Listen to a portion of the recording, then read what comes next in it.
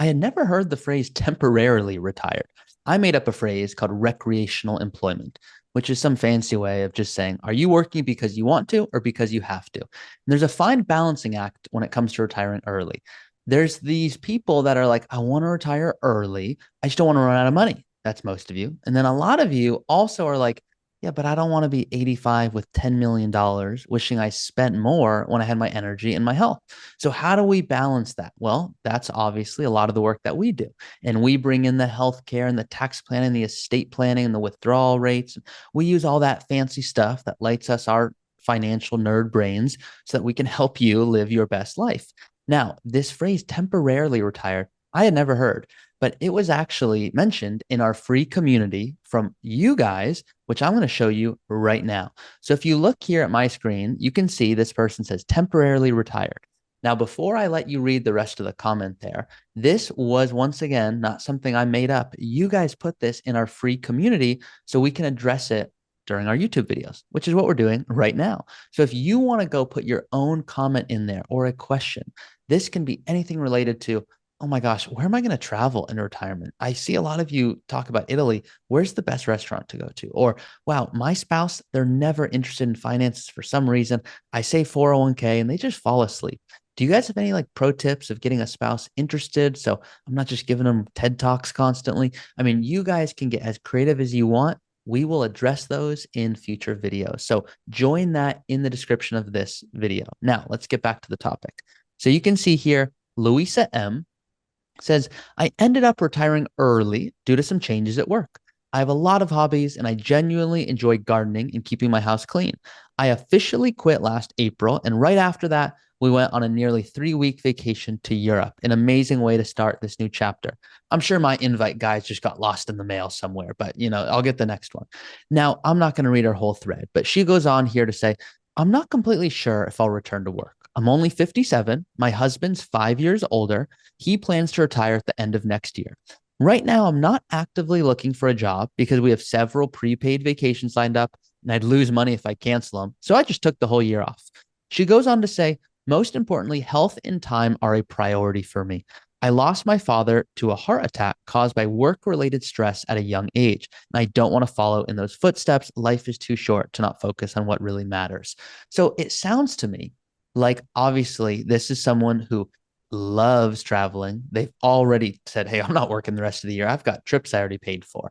So, what I've decided, guys, I'm going to do is I'm going to book a year's worth of vacations now and then not work. No, I'm not going to do that, guys. But in all seriousness, this is something that comes up a lot. Hey, my father, my friend, my coworker, they were so excited to retire, but then health changed. And so they didn't retire in the way that they thought.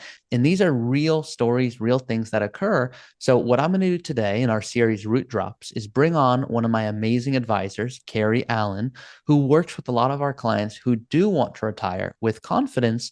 And she's going to give us some insight on this and more. So, with that being said, Kerri, any thoughts on this? Yeah, thanks, Ari. So this reminds me of a story of a client that meant a lot to me, and I lost him about a year ago to terminal cancer.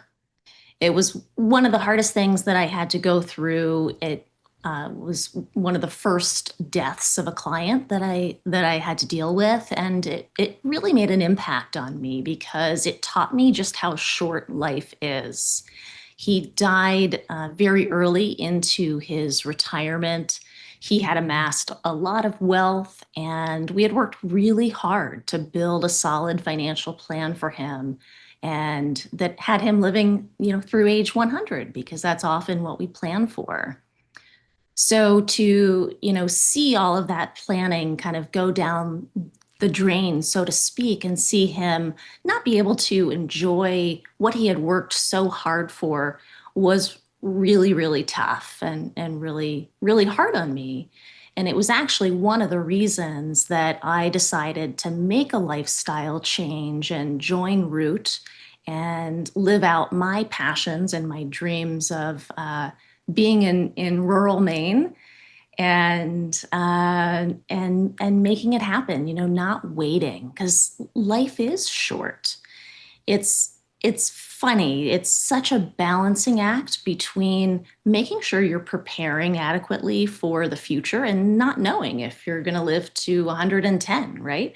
But at the same time, not putting off your dreams and your passions, figuring out a creative way to kind of fit that into your life now, I think is just so important. So one of the things I really counsel clients on is, what are those dreams? Let's articulate them. Let's put that in writing. Let's build that into your plan.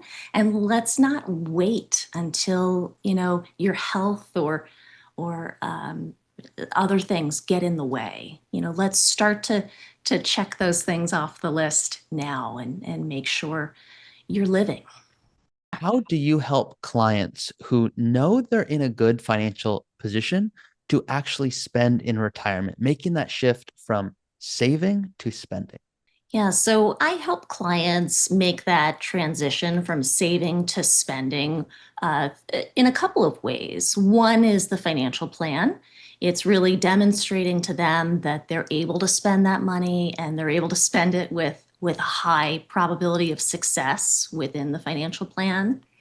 And number two, I think it's just showing them that because of the combination of reserves, which are a 5 year safe bucket of money that they can spend down regardless of what the market is doing, because of that money that's set aside, they can feel free to spend. And once we've set that budget within the financial plan, sticking with that, evaluating over time, making sure, hey, maybe there's a year where they're doing some higher renovations to the house or traveling, making sure that that's all been taken into account in the financial planning process is really important.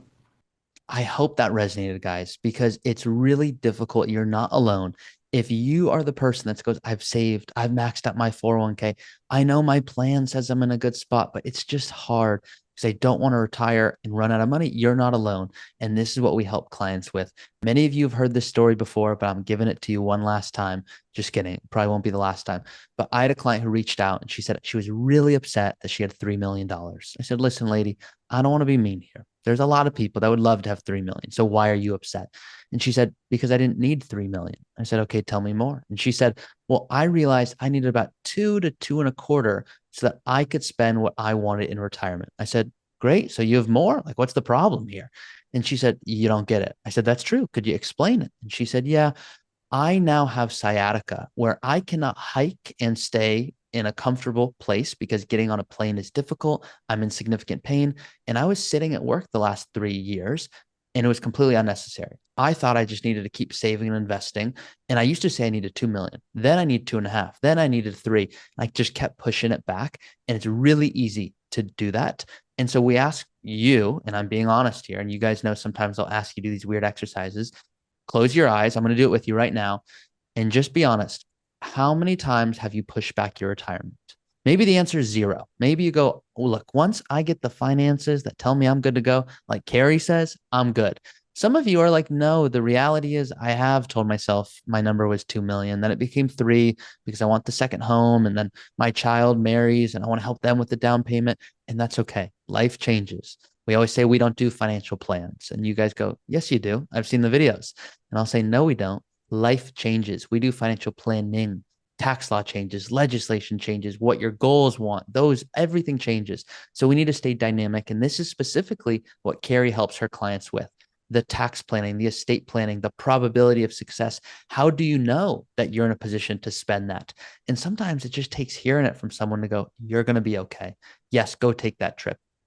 We don't know how long any of us ever have, but we want to make sure that we don't retire and go, is there a chance I should have worked longer? And we don't want you to go, oh, did I work too long because now I can't do the things I want?